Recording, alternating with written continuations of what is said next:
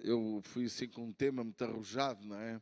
O tema que eu dei à pregação de hoje é assim um tema muito arrojado, não é? A mensagem que todo mundo precisa de ouvir.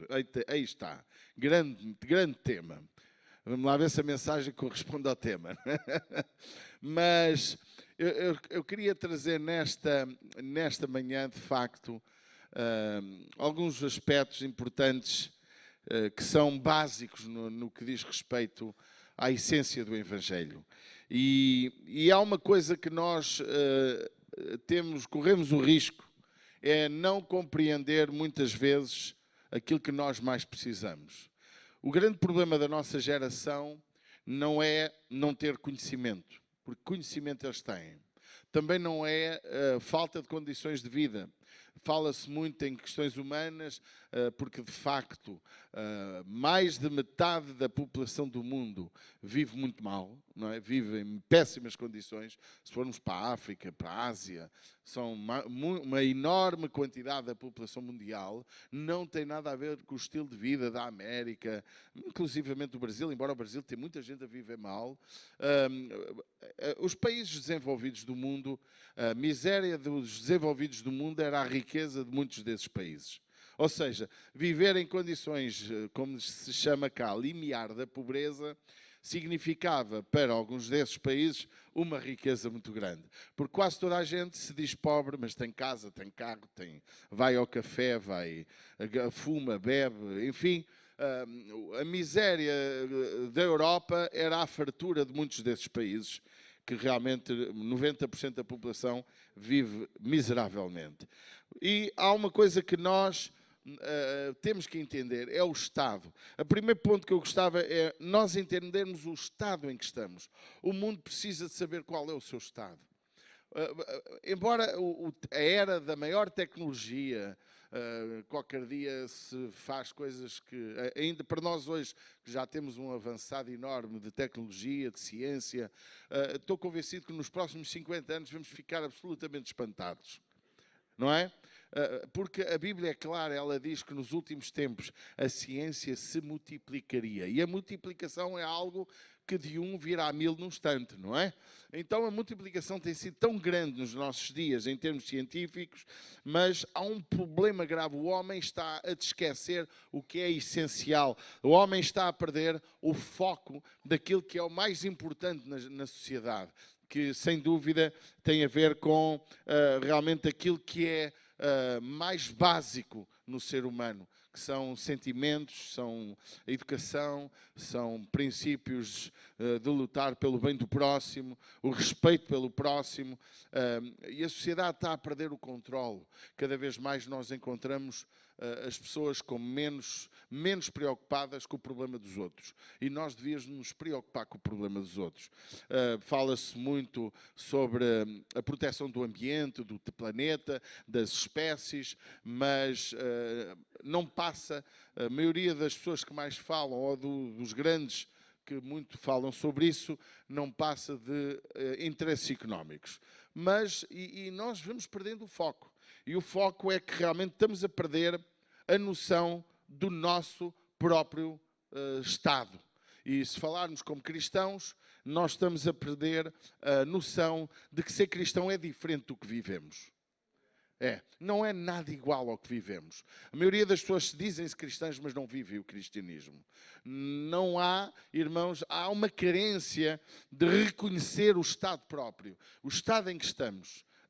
Será que eu, que me digo cristão, que digo, até falo de Jesus, até não sei o quê, será que eu sou cristão de facto ou só me intitulo, só tenho um rótulo de cristão?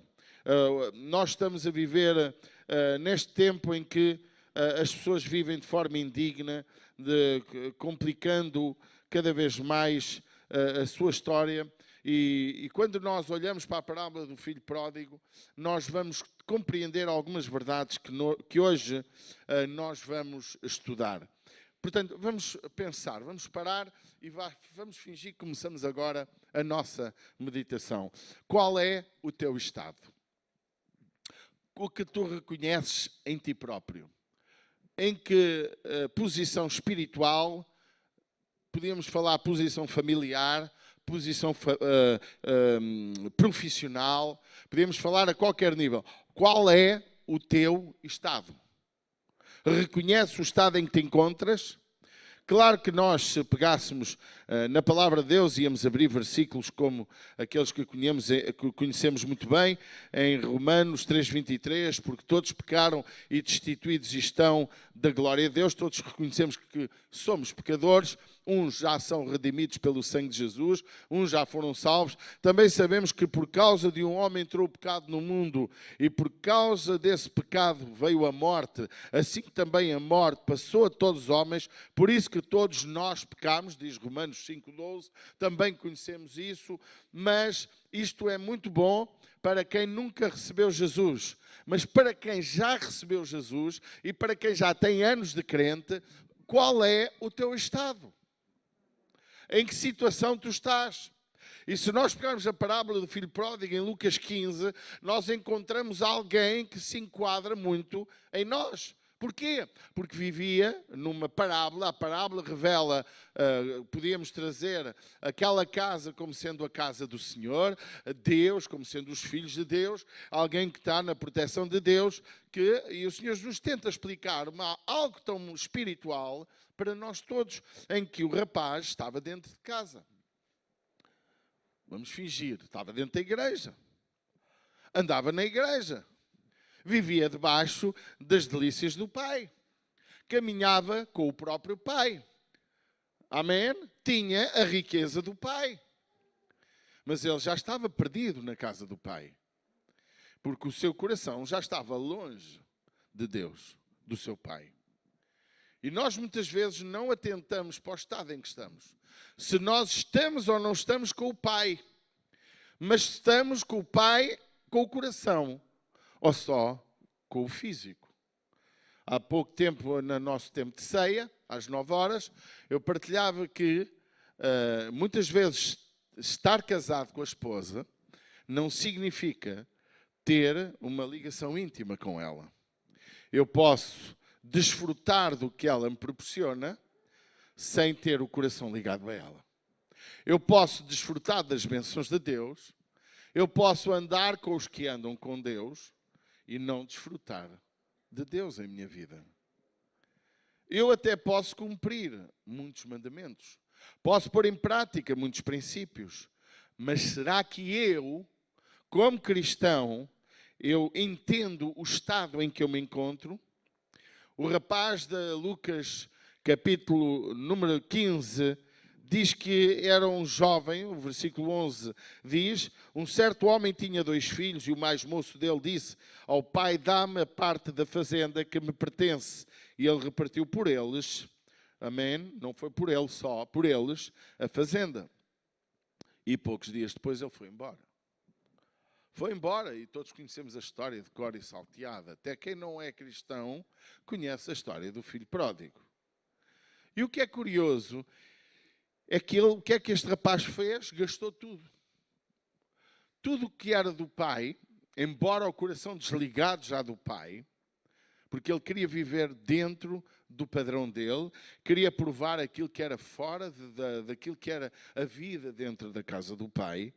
Ele viveu, sujou-se, comeu bolotas de porcos, todos sabemos, gastou dinheiro nas meretrizes, nas prostitutas, no álcool, enquanto teve dinheiro, teve amigos, destruiu a sua vida. E quando ele estava lá muito mal, acontece que ele entendeu o estado em que ele estava. Mas foi necessário, e compreenda isto, ele cair bem fundo para entender o estado em que ele estava. Não havia necessidade de ele cair tão fundo. Lógico que isto é uma parábola. É um ensino. É uma história contada para nos ensinar verdades espirituais. Mas será que, se eu a tempo e horas, eu observar a minha vida e vir o estado em que eu estou, eu não protejo a minha vida de cair no fundo? O que é que a Bíblia diz sobre o salmista em que ele clama, sonda-me, ó Deus, e vê se há em mim algum caminho mau e guia-me pelo caminho eterno? Ou seja, nós muitas vezes não queremos entender o nosso próprio estado. E a nossa geração está a viver curtindo a vida, está vivendo, desfrutando daquilo que é prazeroso, esquecendo-se no estado em que se encontra e no estado em que se vai colocar. O mundo está a caminhar para um mundo sem amor. Um mundo sem, as pessoas cada vez mais vão se respeitar menos umas às outras. A geração que estamos a viver e aquilo que estamos a gerar nos nossos filhos, desde que nós nos esquecemos do que é essencial para eles, nós nos esquecemos do que é mais importante. Muitas vezes achamos que o mais importante é trazer comida na mesa, mas deixe-me dizer, valia muito mais comer feijão e arroz, mas haver paz, haver amor, haver equilíbrio familiar, haver uma mensagem de consciencialização de que temos que ser felizes com aquilo que temos, do que sem dar atenção aos nossos filhos, à nossa esposa, ao nosso marido, a termos tudo e mais alguma coisa, mas não termos paz, não termos alegria. E anos mais tarde vamos receber o fruto dessa sementeira que nós fizemos. É importante nós entendermos que para a nossa vida há uma solução. Em Filipenses 3, eu gostava que você abrisse em Filipenses 3, versículo 13. Em Filipenses 3, 13, ele tem um versículo que eu gosto muito, e é a base para nós compreendermos como avançar. Diz assim: irmãos, quanto a mim não julgo que o haja alcançado, mas uma coisa faço, e é que, esquecendo-me das coisas que atrás ficam e avançando para as que estão diante de mim, prossigo para o alvo, pelo prémio da soberana vocação de Deus em Cristo Jesus. Há uma coisa que nós, irmãos, esta palavra ela é dupla, porque às vezes nós temos que nos esquecer o que para trás fica, porque muitas vezes o que para trás ficou, se estiver no presente, destrói o presente e o futuro. É ou não é? Se nós trazemos o passado para o presente, o passado vai arruinar-nos.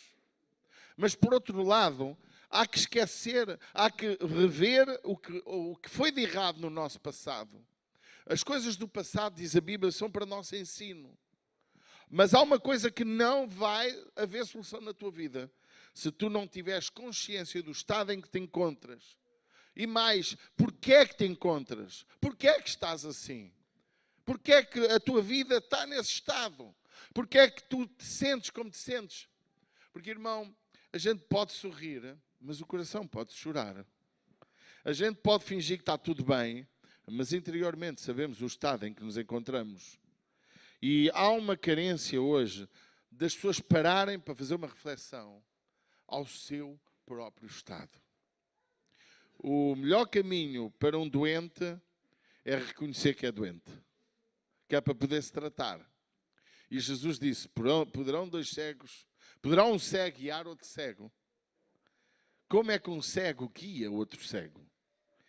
Então que nós nesta manhã possamos entender a importância de pôr um basta e um basta de tal maneira que o passado fique para trás.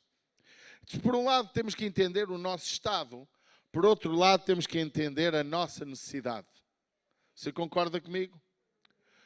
Se eu sei o estado em que me encontro, eu sei a necessidade que preciso. Naturalmente que, em relação a Deus, o que é que nós precisamos? Reconhecer em primeiro que somos pecadores, como acabámos de ler.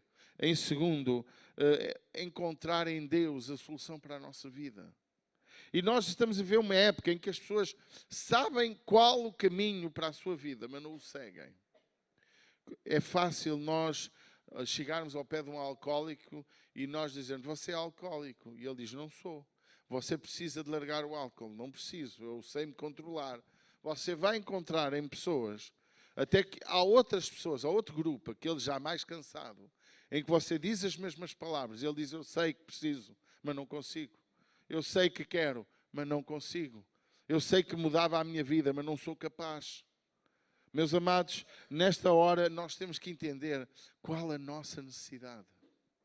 se já sabes o estado em que te encontras, se tu sabes que não estás a viver um cristianismo conforme o padrão de Deus, há que compreender que necessitas, hoje, aqui e agora, de entrar no caminho da solução para a tua vida. Amém? Qual é o teu estado? Qual é a tua necessidade? Crianças, o que é que a gente quer fazer das nossas crianças? Artistas ou apaixonados por Jesus? Queremos fazer das nossas crianças pessoas egoístas, pessoas vaidosas. Não é que um bocadinho de vaidade não faça bem, termos cuidado com a nossa higiene, cuidado com a nossa aparência, não tem mal nenhum. Amém? Mas o que é que que a nossa criança humilha outra criança? Sermos racistas, sermos xenófobos. O que é que nós queremos edificar? A Igreja de Jesus Cristo, ela tem que saber o estado em que ela se encontra. Por isso que Atos dos Apóstolos, quando o povo trazia as suas ofertas ao altar, eles distribuíam pelas necessidades de cada um. E não havia necessidade alguma, diz a palavra de Deus. Porque quando formos igreja, deixa de haver necessidades. Os doentes são curados. Os desempregados encontram trabalho. Os alcoólicos são libertos do álcool. Deixam de ser cheios de álcool para serem cheios do Espírito Santo. Amém? Aqueles que realmente deixamos de perseguir os outros para sermos perseguidos por causa da nossa fé. A nossa necessidade, irmãos, ela existe. E uns precisam de uma necessidade, de uma solução. Outros precisam de outra. Cada cristão, cada pessoa que nos rodeia precisa de uma realidade. O terceiro aspecto que eu queria trazer podia ser o aspecto para preencher toda a nossa meditação, é compreendermos a palavra amor. Diga para quem está ao seu lado. Entender a palavra amor. O mundo precisa de perceber que sem amor o mundo perece. O mundo precisa de saber o seu estado, o mundo precisa de saber a sua necessidade. E eu podia falar aqui de muitas coisas em relação à necessidade do mundo em geral. Podia-se falar a nível de caráter, a nível moral, a nível espiritual, a nível... todos os níveis. Invente o que quiser. Mas a maior necessidade do mundo é amor. O mundo não tem amor. O mundo está a ser guiado por homens pelos seus próprios interesses. E se nós olharmos também para muitos que se dizem cristãos, e os muitos que se dizem cristãos envolve muita gente. Envolve grupo evangélico, não evangélico, católico, ortodoxo, etc. Gente que se diz cristã, mas que o seu amor não existe. Amar é um sentimento que provoca dor. E ninguém está disposto a sofrer por amor. Diga para quem está ao seu lado, amar implica sofrer. Amar os filhos é fácil. Proteger a família, mesmo assim nem todos são protetores. Proteger a família, proteger os nossos, é fácil. Mas amar o nosso próprio inimigo, amar quem nos faz mal, quem destrói a nossa imagem, amar quem rouba a nossa pureza, amar quem nos faz muito mal, é uma mensagem que não cai tão bem assim. Vamos provar o nosso coração. Olha para as pessoas que te fizeram mal e o que sentes sobre elas. Como ficas quando falamos da palavra amor? Em 1 João, capítulo 2, verso 10 e 11, todos conhecemos muito bem, fala sobre isto. E nós, muitas vezes, não queremos entender que nós fomos chamados para amar. Olha o que diz. Aquele que ama seu irmão está na luz e nele não há escuridão. Quem é que está na luz? Quem ama. Mas aquele que odeia, ou a minha tradução mais arcaica diz, aquele que aborrece, aquele que odeia seu irmão, está em trevas e anda em trevas e não sabe para onde deve ir, porque as trevas lhe cegaram os olhos. Há pessoas que não têm direção, porque não sabem por onde caminhar. Porquê? Porque ele não só não ama, como o seu coração está repleto de sentimentos negativos contra pessoas. Amar nem sempre é um sentimento, é uma decisão. Às vezes eu não amo e decido amar.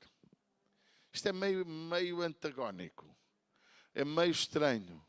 Mas quando eu quero amar, quando eu amo, eu estou pronto a tomar uma posição que altera completamente as minhas decisões em relação a mim e em relação ao meu próximo. A Bíblia fala o texto mais lindo. Estávamos a partilhar também, o nosso Júnior deu uma mensagem na sexta-feira, passou também por o piadeiro do amor, e estávamos a falar sobre a palavra caridade. E eu estava dizendo que caridade não é menos do que amor. Caridade, segundo dizem aqueles que estudam e aqueles que têm conhecimentos originais, é uma palavra, tem a ver com o amor em ação. E não só o amor. Amar é um sentimento. Eu amo as pessoas e posso não expressar esse amor através de gestos. Mas caridade significa amor em ação. Significa quando eu demonstro o meu amor. Você entende o que eu estou a falar? E nós muitas vezes queremos amar sem ter atitudes, sem ter ação. E o próprio Senhor Jesus disse que bênção é amar quem vos ama. Ou falar bem quem fala bem de vocês. Ele disse, amai os vossos inimigos. Se o teu inimigo tiver fome, dá-lhe de comer. E nós estamos a ver uma geração de vingança. Quem mais faz, paga. Quanto muito, quem não for assim muito vingativo, só porque não ama, ignora. E ignorar é o caminho de Caim. Caim matou Abel e ignorou Abel. Foi ou não foi? O caminho de Caim foi porque quando ele teve ciúmes do seu irmão, ele o destruiu. E logo mais ficou indiferente a tudo o que ele fez. Veja que Caim, quando mata, quando Deus lhe pergunta onde está Caim, ele disse, quem sou eu para saber onde está Caim? Fingindo que não lhe tinha feito mal nenhum. O ódio, o ciúme, a inveja, o não gostar de ver bem o outro, são caminhos de Caim. E nós temos de ter cuidado com os sentimentos que estão dentro do nosso coração. A mensagem que o mundo precisa de ouvir é conhecer o seu estado, saber a sua necessidade e saber que o amor é o sentimento que deve dominar o nosso coração. Um coração sem amor não é cristão. Irmão querido, ouça, com muita dor lhe digo, se você tem raiva contra alguém, se você tem desejo de vingança, se você quer ver o seu próximo mal ou a cair por sua causa ou por mal que te fez, você não é cristão. Você não é cristão. Se podem o ter violado, podem ter feito muito mal, podem ter roubado, feito muita coisa errada. O seu coração não pode ter sentimentos desses. Mas há um caminho. Voltamos ao primeiro ponto. Se isso está no teu coração, então tens que entender o teu estado e tens que entender a tua necessidade. Amém? Nós temos que entender o caminho para a nossa vitória. E eu acredito que Deus irá mudar o nosso coração. Olha a caridade do amor de Deus.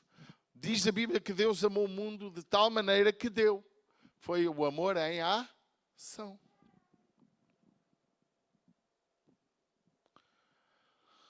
Estás disposto a amar? Irmãos, volto a dizer, porque infelizmente estamos também numa época em que há muito oportunismo cristão. Em que as pessoas, de facto, olham para muitos... E nós já experimentámos isso várias vezes. Amar não significa ser explorado pelo interesse das pessoas. Amém? Eu tenho que dizer isto muitas vezes. Porque há pessoas que se querem aproveitar da bondade dos outros. Amar é dar o que a pessoa precisa e não o que ela quer. Amém? A quarta palavra que eu queria que nesta manhã nós percebêssemos é perdoar. Não há como ter uma igreja próspera, frutífera, sem haver perdão. O mundo, lá fora sem Deus, na vida normal, precisa de perdoar. Imagina, se é necessário amar, só se perdoa quando se ama. Ou quando se decide amar. E o perdão, porquê é que o perdão é tão importante? Primeiro porque se nós não perdoamos, não somos perdoados. Mateus capítulo 6, 14 e 15 diz isso. Se não perdoares as ofensas a quem vos ofendeu, também o vosso Pai Celestial não vos perdoará a vós. Irmão, eu sei que você sabe isto de cor. Eu sei, mas não vive. E todo aquele que está na internet connosco e que irá ouvir esta mensagem, é para ti também. Porque realmente as pessoas hoje estão a viver um cristianismo completamente desarrumado. Há pessoas que não perdoam. Eu não perdoo aquela pessoa. É mentira o que eu estou a dizer. É verdade ou não é? Perdoar. Tenho pessoas, nossa igreja em Orem podia ser uma igreja já de 1.000, 2.000, 3.000 pessoas. Mas há pessoas que não conseguem perdoar. Note para o caminho do nosso pródigo, de Lucas 15. O que é que aconteceu com ele? Depois de ele ter gasto tudo, depois de ele ter entrado na miséria, depois do rapaz estar miseravelmente mal, ele diz que caiu em si e lembrou-se da casa do pai. Só que há muitos que só ficam pela lembrança. Ele agiu. Ele tomou a decisão, primeiro de se perdoar a si próprio. Depois de pedir perdão a quem ofendeu. Porque gastar aquilo que é teu de forma desordenada, envergonhando o teu pai ou envergonhando Deus, é pecar. E diz o texto que ele voltou, mas não voltou com a presunção de filho. Voltou na condição de criado. Porque ele não se achava digno de voltar a ganhar a posição de filho. Quando ele tinha destruído a herança, quando ele tinha trazido tristeza à casa do pai, quando ele pôde... Irmãos, a gente não sabe quanto sofrimento o pai teve. Mas sabemos que o pai estava constantemente à espera do filho. O pai não foi à procura do filho. O pai não correu à procura... Não me venha com a história que é a parábola da ovelha perdida, porque não é. A ovelha perdida revela uma ovelha que se perde por descuido ou por desconhecimento. Aqui não é a ovelha perdida. Aqui é a ovelha que quis sair da casa do pai e gastar nas prostitutas, a viver um caminho fora de Deus. A ovelha perdida é a pessoa distraída. A ovelha perdida é uma pessoa que, em determinado momento, foi enganada por alguém que se diz crente e o desviou do caminho do Senhor, alguém que estava bem e que se distraiu ou até foi atraída de forma quase inconsciente. Vocês estão a entender o que eu estou falando? Senão não havia as duas parábolas. E eu costumo ensinar que filho pródigo espera-se e não se procura. Porque quem sai pelo seu pé da casa do pai tem que voltar com o seu pé à casa do pai. E a palavra perdão implica duas pessoas.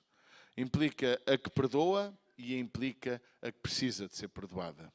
A que precisa ser perdoada precisa de reconhecer o seu estado, a sua necessidade, a reconhecer que precisa de pedir perdão. E até, irmãos, eu sou da geração da igreja em que quando alguém entrava em exclusão de membresia, a pessoa vinha pedir perdão.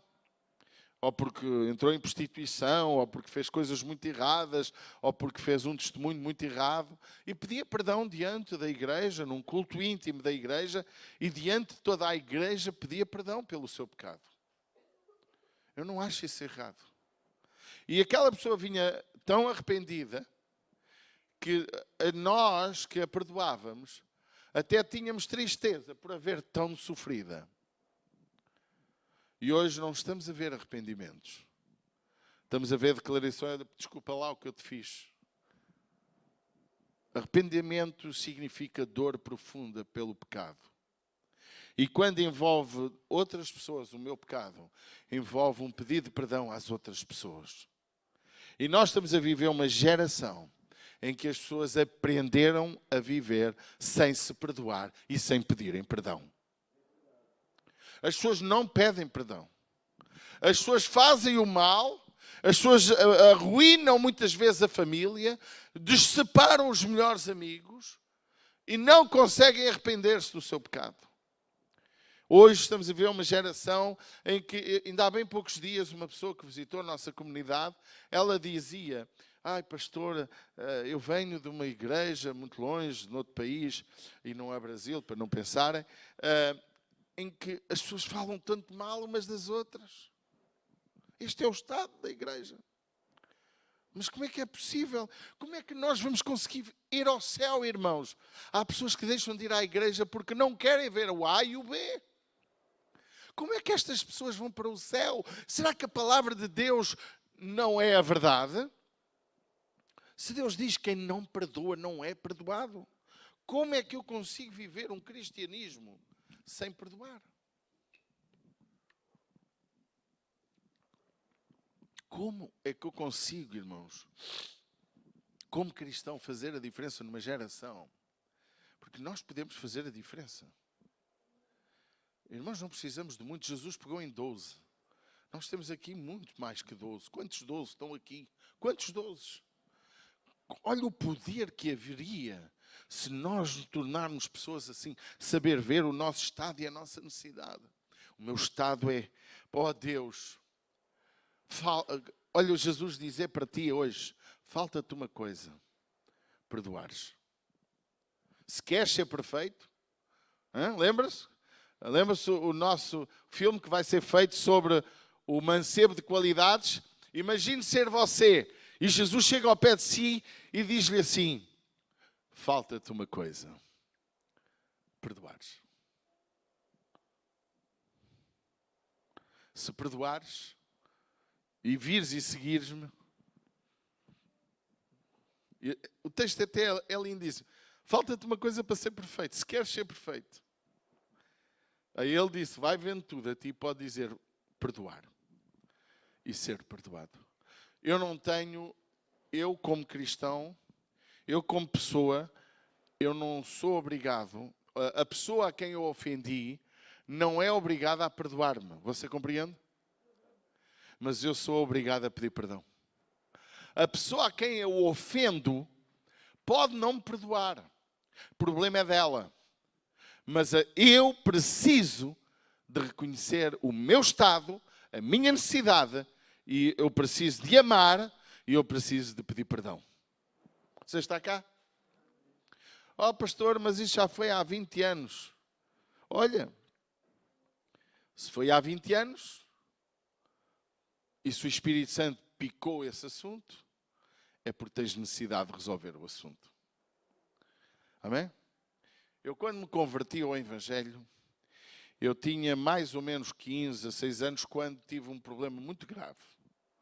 Eu era um jovem que vivia fora de casa, já não dormia em casa, e juntei-me a um grupo de bandidos. E esse grupo de bandidos obrigou-me a roubar. E eu publicamente posso dizer, olha, se for preso, paciência, mas já prescreveu. E a única vez que eu fui roubar foi aquela. E se o índio e o francês me ouvirem, e se estiverem vivos e virem esta pregação, era o índio e o francês, era a alcunha deles. Eu era o Naolca. Era o Naolca, era a alcunha do Naolca. E era um índio dos bons, mas eu não roubava, eu ganhava o meu pão. Vivia num quarto, com 13 anos saí de casa, tive muita habilidade para ganhar dinheiro sempre, não é? E tinha uma prática, quando não tinha dinheiro para alguma coisa, dizia que tinha perdido o passe, não é? E pedia um dinheirinho para ir, se estava na ajuda, dizia que morava em Belém, ou no Alto São João, e arranjava assim uns trocos facilmente. Mas não precisava, porque eu tinha uma habilidade em várias áreas, eu não vou agora contar, porque demoraria muito tempo e era muito engraçado, vocês iam se rir. Eu tinha uma habilidade incrível para ganhar dinheiro. Vocês não podem nem acreditar. Mas naquele tempo em Lisboa, se eu quisesse comprar um apartamento, bastava trabalhar um mês bem trabalhado. Para você ter a ideia. Eu conseguia ganhar contos de reis assim, em minutos. A vender pensos, a vender isto, a vender aquilo. Você não tem noção. Bom, passando à frente. Até que eu, como tinha sempre dinheiro no bolso, tinha amigos mais velhos que eu. Eu era 14, 15 anos e tinha sempre, e era magrinho, mais que hoje, e tinha sempre amigos desses.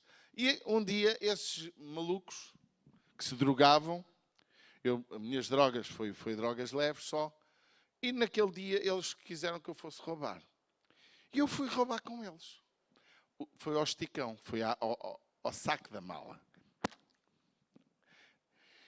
E lá fui eu. Não é que eu tive jeito para a coisa. E dei o saco, apanhei a senhora, fiz-lhe assim o esticão. Tínhamos 2 tretas atrás. Um começa, anda cá, seu canalho! E passa mal a um, mas depois vem um terceiro, que é o outro, que vem a fingir que vai atrás de mim e do outro. Um foi para um lado, outro foi para o outro, e aquilo correu muito bem. Foi um esticão fantástico.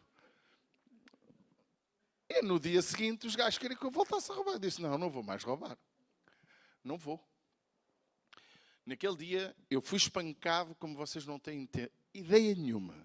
Fui despido, fui machucado, pegaram um cabo de aço, esfolaram-me as costas todas com chicotadas, drogaram-me, embebadaram-me e queriam que eu fosse roubar. Eu disse, não vou, porque queriam fazer de mim, queriam manipular. E eu também era bruto e teimoso, que nem uma porta, e não fui. Até que aconteceu uma coisa, que eles abriram a porta e eu consegui fugir, e pronto, tem uma grande história, meteu polícia, houve polícia, eles tiveram prisão, inclusive, foram presos, porque eu estava mesmo num estado lastimável. Tinha 15 a 6 anos, mas não queria roubar. Mas aquele dia, por paródia, lá fui eu. Não é? Mas não quis, não gostei, fiquei magoado, fiquei com pena da senhora, não é? E aquelas pessoas, eu fiquei com ódio de morte a elas, eu ia matá-las. Pode ter a certeza que matava. Mas Jesus entrou no meu coração. Entreguei a minha vida a Jesus. Fiquei com tanto amor. Esta escadinha tem um propósito. Esta escada que eu estou a falar tem um propósito. Eu fui para Lisboa procurar o índio e o francês quando tinha para aí uns 18, 19 anos, para lhes falar do amor de Deus e dizer que os tinha perdoado. Nunca mais os encontrei até hoje. Pode ser que eles vejam isto. Eu tinha um ódio de morte para eles. Mas depois passei a ter um amor. Vocês estão cá? Porque quando Deus entra, o ódio transforma-se em amor. Não fui eu que pequei contra eles, foram eles que pecaram contra mim. Mas eu tive um desejo tão grande de lhes falar do amor de Deus. Irmãos, nós precisamos que isto aconteça em nossas vidas. Fomos os machucados, fomos os ofendidos, mas mesmo assim queremos ver a pessoa recuperada. Temos que ver isso, temos que ter esse coração. Porque a Bíblia é clara, quem não perdoa não é perdoado. 1 João 2,12. É incrível. Nós temos que entender o princípio de Deus para a nossa vida. E nós muitas vezes não queremos entender, não desejamos entender. Porquê? Porque perdoar é bom.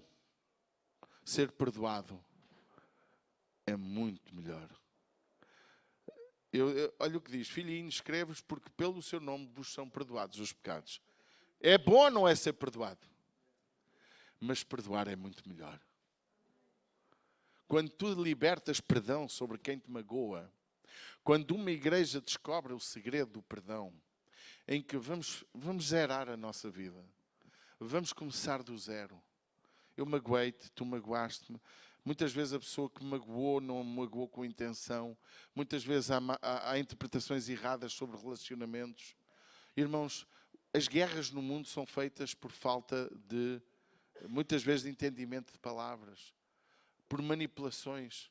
Alguém rebentou uma bomba que não foi aquele país, mas aquilo gerou uma guerra entre países.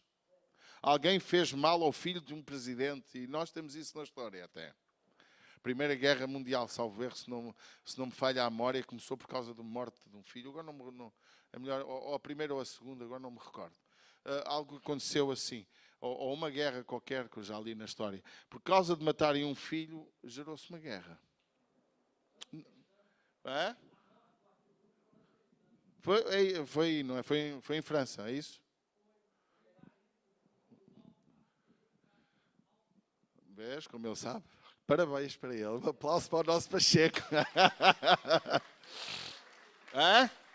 Foi a Primeira Guerra, não foi? É isso mesmo. Eu já li isso, agora, só que eu sou um bom de memória, sou muito bom de memória. Então nós temos que entender que o perdão tem que ser libertado por nós. Para não demorarmos muito, a quinta palavra que nós temos que ter em nosso coração e que o mundo precisa de aprender é restaurar.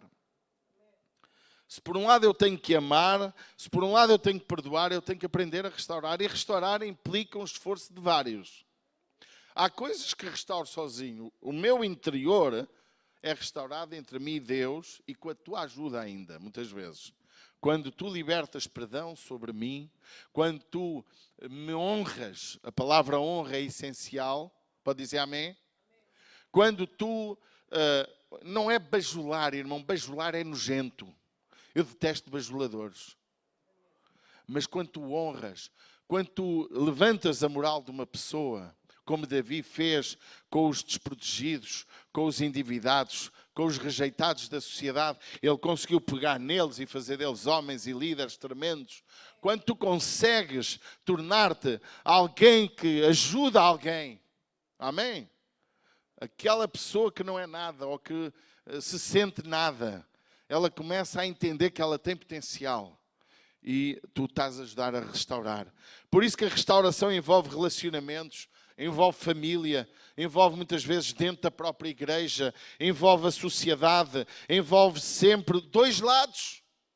Amém? Nós estudámos aqui ontem, no sábado, na reunião de cooperadores, sobre Neemias. Aquele homem foi atacado por Sambalate, por Tobias, por Gesem. Homens que quiseram destruir o projeto de Deus, mas ele disse, eu não posso ir, eu não posso largar a restauração dos muros, porque estamos edificando uma grande obra e a obra não pode parar. Mas sempre se levantam pessoas para nos fazer parar, para quererem interromper o projeto de Deus, a restauração dos muros. Porquê é que os muros eram importantes? Porque dentro da cidade está o templo. Porquê é que tu tens que levantar muros dentro da tua casa? Porque a tua casa, a tua vida, está um templo, que é o templo do Espírito Santo. Os muros têm que estar cobertos. Diz o texto que naquele momento em que Sambalate e Tobias tentam que ele largue os muros, 5 vezes tentaram. Diz que já os muros tinham as fendas, tudo arrumadinho, faltava as portas. E o diabo quer sempre deixar o trabalho a meio. O diabo gosta que não restauremos completamente aquilo que é para ser restaurado. Deixa-me dizer, a tua casa precisa ser restaurada não é nas finanças só. É no amor, é na paixão familiar, é no culto familiar. A tua casa precisa ser restaurada a todos os níveis. Tu tens que edificar muros à volta da tua família. Tal como temos que edificar muros à volta da igreja do Nosso Senhor, que é a nossa comunidade. A nossa comunidade tem que ter muros. Esta aplicação é extensiva a qualquer área. Até a tua empresa precisa de muros.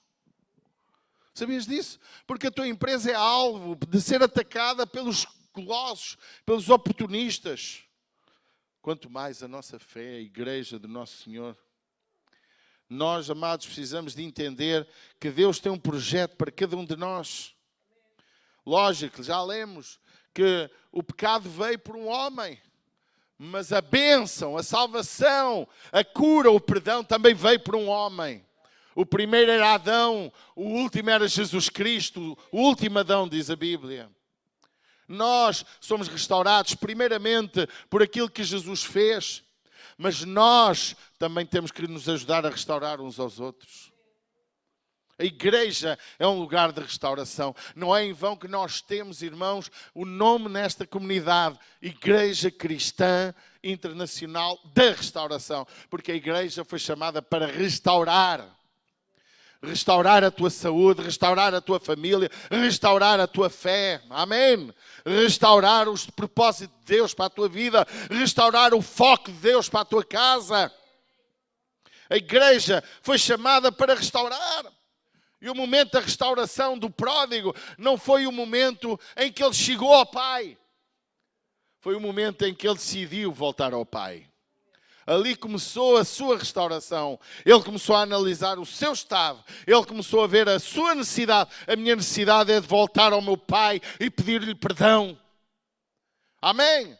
Ele entendeu que a restauração do seu interior, mais importante que a restauração da comida, de ter a roupa lavada, de ter uma casa, um trabalho digno, mais importante que isso, era a restauração do seu coração com o seu pai. Meus amados, estamos a ver uma época em que a família é o maior inimigo da fé. Jesus avisou isso. Até João Batista falou sobre isso. Que nós possamos nesta manhã compreender que a nossa restauração inicia no momento em que reconhecemos o nosso estado.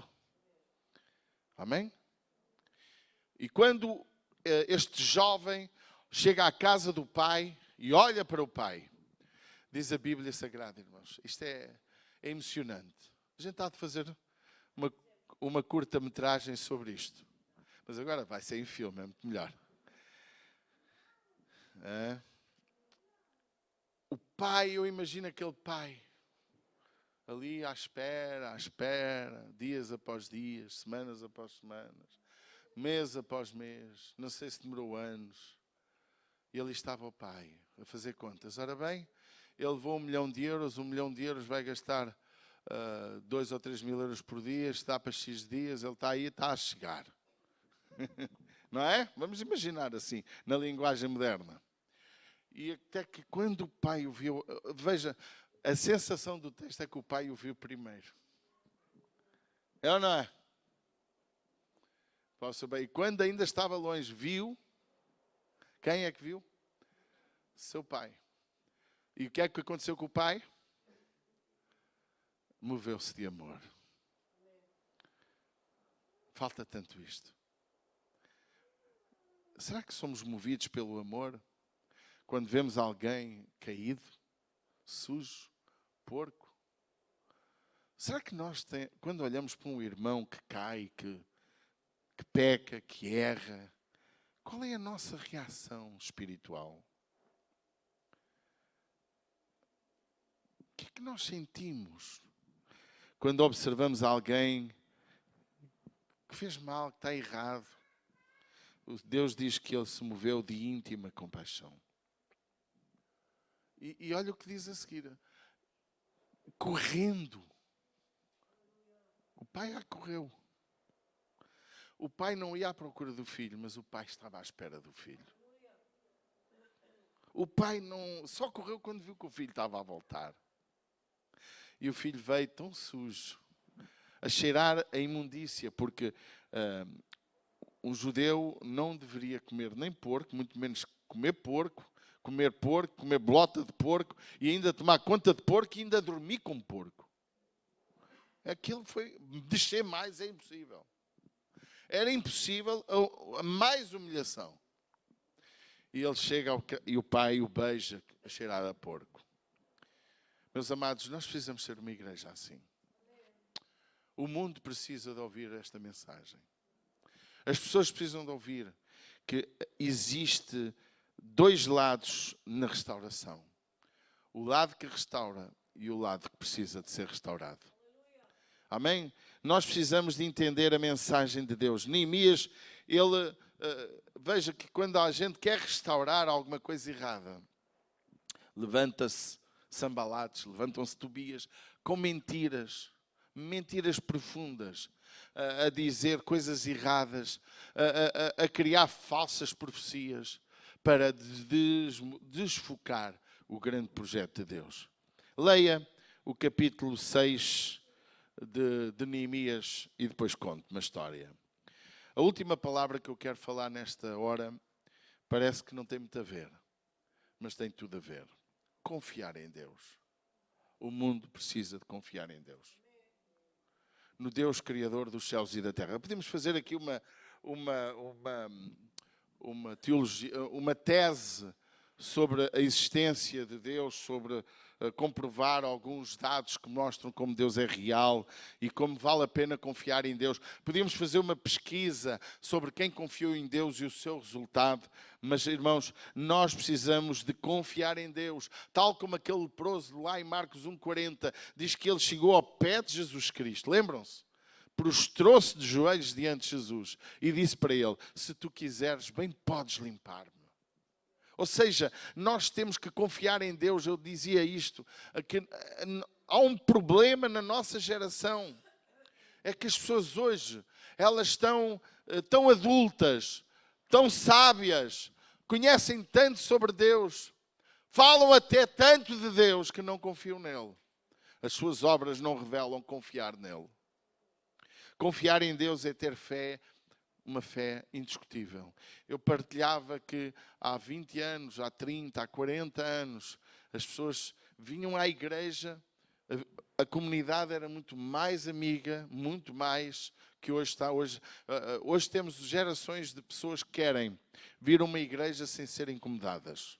Há grupos assim. Por isso escolhem comunidades muito grandes para não terem que falar com ninguém. Entram, sentam-se, estão calados e saem calados. Ninguém os cumprimenta. Não querem conversa. Tem que ser respeitada. Essa pessoa quer assim, tudo bem. Mas o que nós precisamos, irmãos, de compreender é que as pessoas vinham à igreja, ouviam a palavra, o Espírito Santo, havia um ambiente espiritual em que as pessoas, ao receber a palavra, aceitavam. Eram curadas naquele dia, arrependiam dos seus pecados, chegavam a casa, falavam de Jesus, alguns levavam logo porrada, outros eram corridos, outros eram atacados. Irmãos, eu estive numa zona onde as pessoas destruíam, chegaram a aparecer com picaretes e pás para bater nos crentes, forquilhas para matar os crentes. Em cada roeira, na zona das Caldas da Rainha, em Rebelos, em lugares onde eu preguei a palavra do Senhor, as pessoas, irmãos, convertiam-se. Naquele dia eu tenho o irmão Ramiro, se a memória não me rouba, ou Mateus, já não me recordo, ele diz: pastor, eu estava com todas as doenças e mais algumas. No dia recebi Jesus, houve uma conferência em Caldas da Rainha, recebi Jesus, Deus curou-me todas as doenças.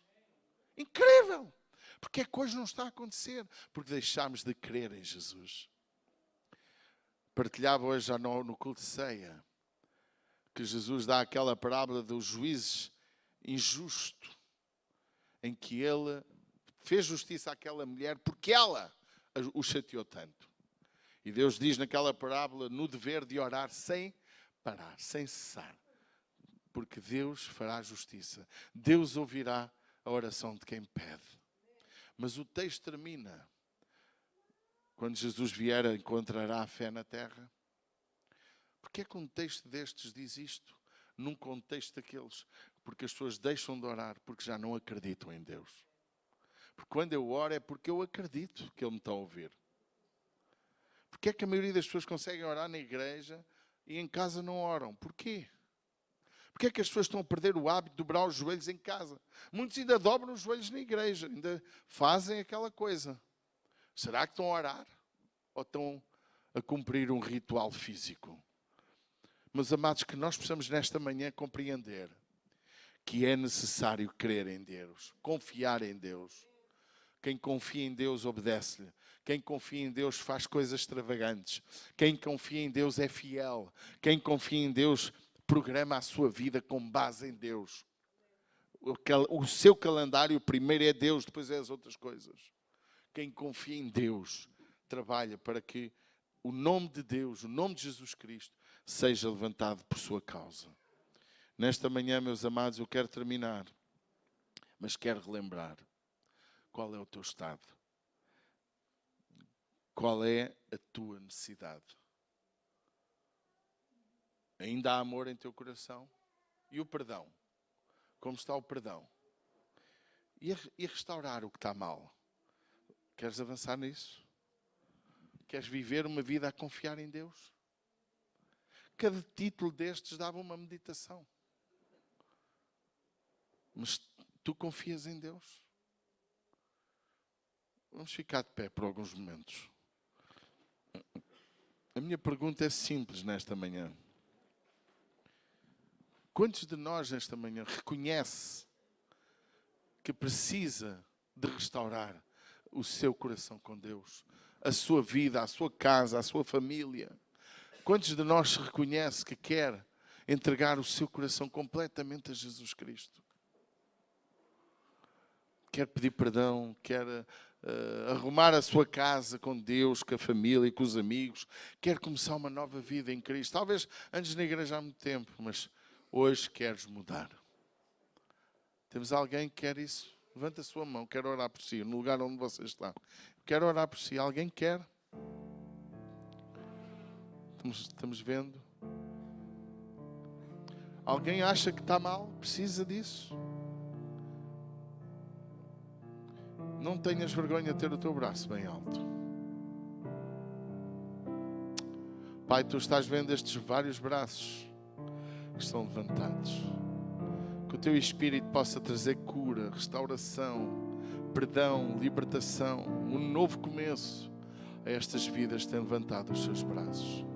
Que nesta hora, Espírito Santo, tu possas libertar completamente todo aquele que tem recebido esta mensagem e reconhece que tem carência espiritual em sua própria vida.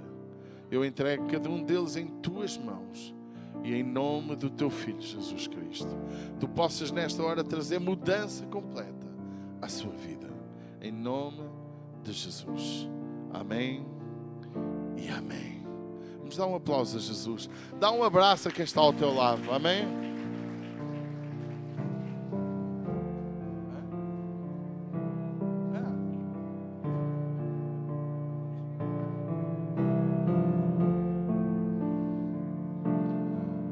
Amém. Obrigado a todos os que têm estado connosco na internet. Deus possa abençoar vossas vidas.